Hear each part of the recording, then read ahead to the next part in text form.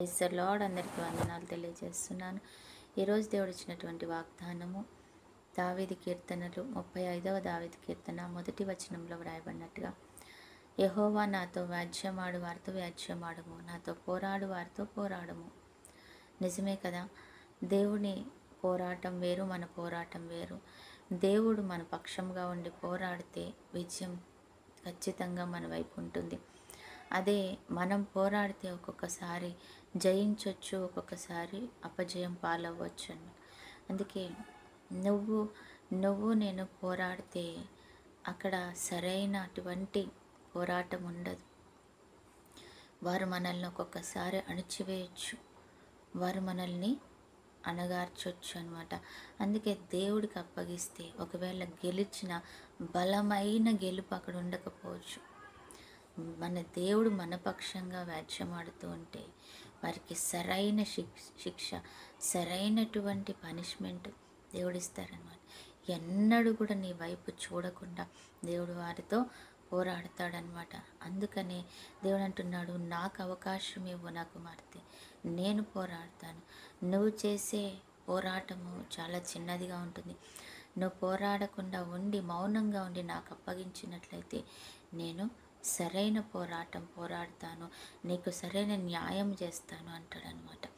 అందుకని మనం తొందరపడడం కాదు, కానీ మనం తొందరపడి మాట్లాడడం కాదు, కానీ దేవునికి అవకాశం ఇచ్చేవారుగా ఉండాలి. దావీదుకు తెలుసు, అందుకే అంటున్నాడు దావీదు, ప్రభా నాతో పోరాడు వారితో నువ్వు పోరాడు, నాతో వ్యాజ్యమాడుతూ నువ్వు వ్యాజ్యమాడు, నేను కాదు. దావీదుకి జ్ఞానం ఉండొచ్చు, శక్తి ఉండొచ్చు. ఎందుకంటే దావీదు పసివాడిగా ఉన్నప్పుడే గొల్యాతుని ఎదిరించాడు, చంపాడు. నాకు కూడా జ్ఞానం ఉంది, నేను కూడా వెళ్తాను ప్రభా, నువ్వు నాకు సహాయం చేయలేదు. నేను కాదు ప్రభా, నువ్వు అక్కడ పోరాటం చేయి, నేను కాదు ప్రభా, నువ్వు అక్కడ వ్యాజ్యమాడు నా పక్షముగా అని చెప్పాడు. కాబట్టి ఈరోజు ఆయన మన పక్షంగా ఉండాలి, మనం ఆయన వెనుక ఉండాలి. ఆయన మనతో కలిసి ఉండి మన వైపు నుంచి ఆయన యుద్ధము చేయాలి.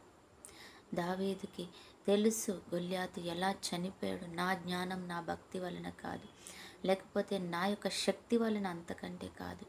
కానీ దేవుని కృపను వలన, ఆయన కనికరం చేత ఎలా నన్ను ఆయన బయటికి తీసుకొచ్చాడు, అలాగే కూడా ఈ యుద్ధ భూమిలో నుంచి కూడా బయటికి తీసుకొస్తాడు అంటున్నాడు అన్నమాట. కాబట్టి జ్ఞానం కలిగి ఉందాం, దేవునితో మనము మమేకమై ఉండి మీ యుద్ధ భూమిలోకి దిగుదాం. అప్పుడు విజయం దేవుడు ఖచ్చితంగా మనకు ఆయన ఇస్తాడు. ఆయనే మనని పక్కన పెట్టి పోరాడతాడు. అటు కృప దేవుడు మనకి ఇచ్చునుగాక. ఆమేన్. ప్రార్థన. పరిశుద్ధుడు అయిన దేవా, ప్రేమ కలిగిన తండ్రి, ఈరోజు నువ్వు మాట్లాడుతున్నావు తండ్రి. నీతో వ్యాజ్యమాడు వారితో నేను వ్యాజ్యమాడతాను అంటున్నావు తండ్రి.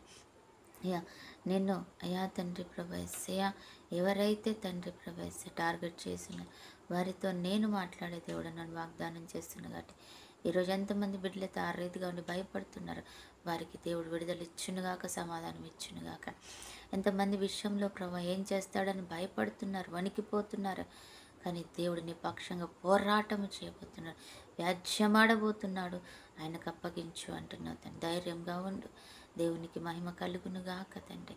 నీ సహాయం అందించి ఘనతా ప్రభావం మీరు పొందుకొని నాయన తండ్రి. ఈరోజు ఎంతమంది బిడ్డలైతే తండ్రి బాడీ మ్యారేజ్ జరుపుకుంటున్నారో వారిని దీవించి ఆశీర్వదించండి. ఎంతమంది బిడ్డలైతే తండ్రి ప్రవేశ దేవుని కొరకు ఎదురు చూస్తున్నారు వారిని. ఈరోజు ఎంతమంది బిడ్డలైతే ప్రభావం నిన్ను వెతుకుతూ తండ్రి వారి యొక్క సమస్యల కొరకు, ఆరోగ్యము, అలజడి, విడుదల, సమాధానం కొరకు, దీర్ఘాయుష్ కొరకు, కృపాక్షేమం కొరకు ఎదురు చూస్తున్నారు. వారందరినీ జ్ఞాపకం చేసుకొని దీవించి కనికరించి కృపాక్షేమం దయచేసి, ఆరోగ్యం దయచేసి మీరే మహిమ పొందుకోమని, దీర్ఘాయుష్ దయచేయమని యేసు నామములో ప్రార్థిస్తున్నాం తండ్రి. ఆమేన్.